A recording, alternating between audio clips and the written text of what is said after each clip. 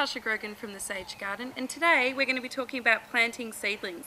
We're going to plant them from this punnet here, Ripley. A lot of people make the mistake of not really looking at their punnet of seedlings and working out how many plants are in each. It's different for all punnets, so really have a look and think about what you're buying.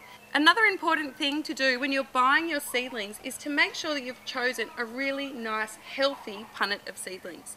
You have to check what's happening behind the scenes. So we need to get the plants out of this punnet to have a look. And what we do is give it a little squeeze, and then I'm going to pop my hands between the punnet and let it slip out. Who would like to have a go at that?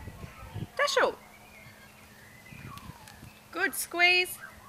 Oh, good catching. Now, we're looking to see what the roots look like. Can you see all the roots of that plant? Can you see all the roots of that plant? Yep.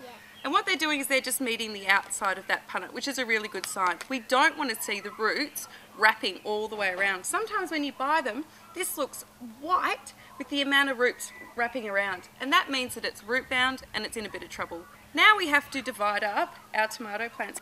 And what we're going to do is really firmly but fairly break apart our tomato plant. Camilla, do you want to have a go at breaking them apart? So just break them down the middle. Good boy, Oliver, that's perfect. Alright, are we ready to plant our tomatoes? Yes. First we need to know, is our soil good enough for our tomatoes to want to live in?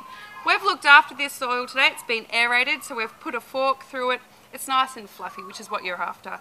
We're also going to add a little bit of rock dust, just to give it some nice food, get it all the nice minerals that it needs to grow healthy and strong. Now your seedlings will more often than not come with a label with all the instructions that you need to know, and it's going to tell you how much sun your tomato needs to grow. It's going to tell you how big your tomato is going to grow.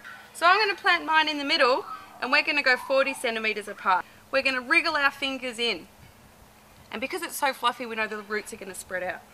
I'm going to get my tomato and I'm going to really gently lower it in, making sure that the level of the soil from our tomato growing medium meets the level of our soil in our garden bed. And I'm going to backfill.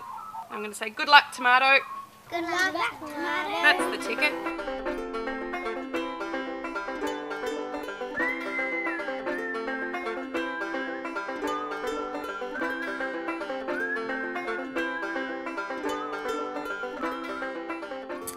Okay, so we've done a really good job, haven't we, Ripley, planting out our tomatoes? We just have one more very important job to do, and that's watering in our tomatoes.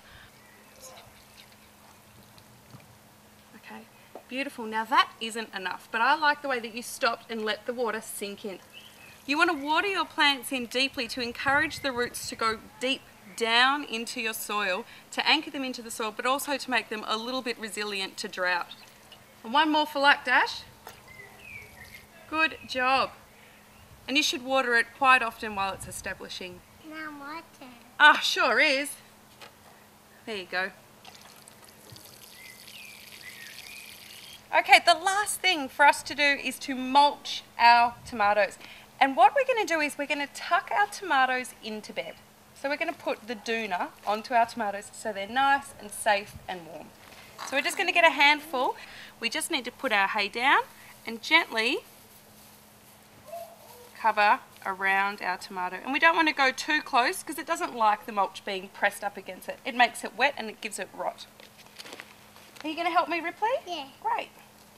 And you cover the bed with this. Suppresses weeds, brings some more organic matter into your soil, keeps the water retained.